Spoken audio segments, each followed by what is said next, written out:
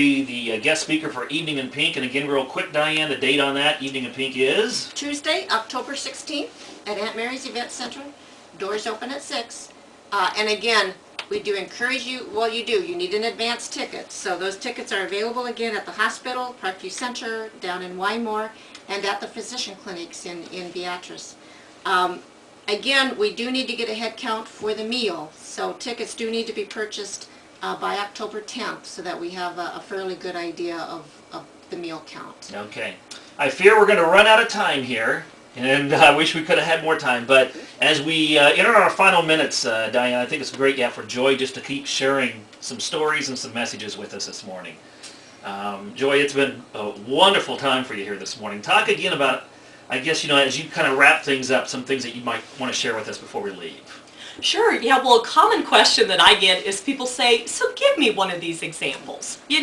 How did you face cancer with joy? And I love telling this story. And in fact, when you come to the event October 16th, there will be some great pictures you'll get to see that go along with this and a lot of other stories I'll be sharing that evening. But the story that so many women relate to is the most emotionally painful moment for me, and that was the complete loss of my hair.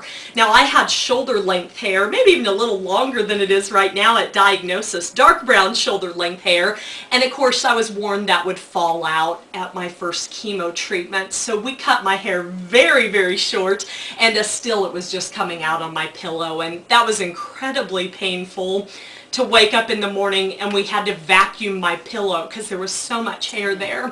And I took one hair loss shower where I cried, I think the hardest that I did throughout the entire journey, where I leaned my head back to wet my hair, and I just heard this splat sound because all my hair just came out, and was landing in the drain, and I thought, this is incredibly difficult, so we'll take control of this, and we had my head shaved. And I kept thinking, this is so painful, how can we transform this? So we found a wig catalog. Now, I'm a brunette with brown eyes, and I just always wondered what I'd look like with a different hair color. So I've always wondered what I'd look like as a redhead, and so we got out this wig catalog. We ordered a redhead wig. We got different colors, different styles, different lengths of hair, short and long, tried on all these different wigs, and my mom took pictures. Now, my friends are scattered everywhere, so I thought, hey, let's use social media, put these online. We uploaded all these photos to Facebook, and you guys, what I had was an online Facebook fashion show. My friends could click through all these different looks, different lengths, different colors. They could like and comment, and really, it may sound weird for me to say it was fun, but it really was. We transformed hair loss, the most emotionally painful thing, into a positive experience. And people love that story. So I have to ask though, Joy, what wig did you finally decide was your favorite? Good question. I actually toggled back and forth. I did like the redhead wig, and I also liked one about chin length. That was kind of caramel colored hair with some blonde highlights. All right. Okay. That was kind of fun. Did you wear both of them then? Did you? Oh, absolutely, because my friends always joked, what joy is showing up. I would come into Barnes & Noble to meet them, and they'd be like, oh, it's short-haired Joy today, And really, like I said, I had fun with it. And I found when I faced it with joy, people responded in kind. So, speaking of, because sometimes I would think, oh my God, I better get a wig that looks just like my hair so that nobody knows.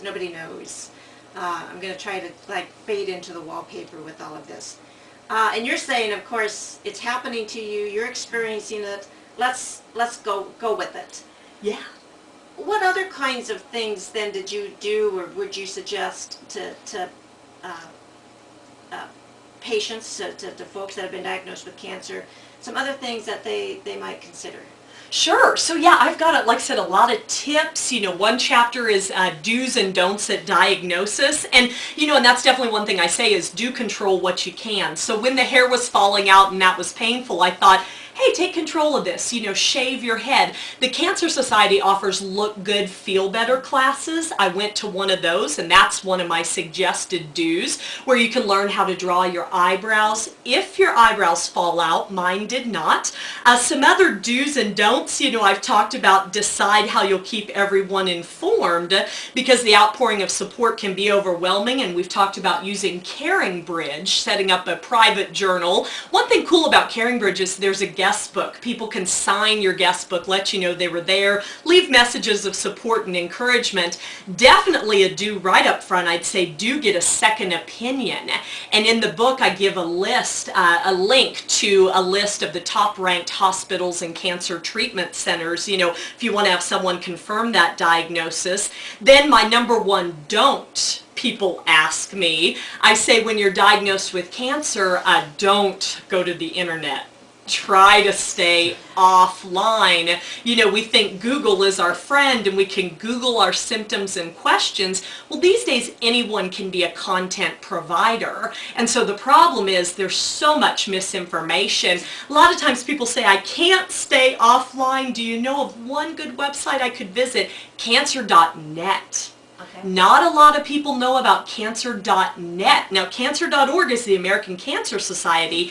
Cancer.net is oncologist-approved information from the American Society of Clinical Oncologists. And then I've mentioned definitely do talk to someone who's been there, and I volunteer with a group named Immerman Angels. And I know if people are in the car driving, it can be hard. They're trying to scribble down all these resources. If you go to cancerwithjoy.com, on the right-hand side, you can sign up, and I immediately send you a list of some of the resources in the book that you really do need to know about at diagnosis.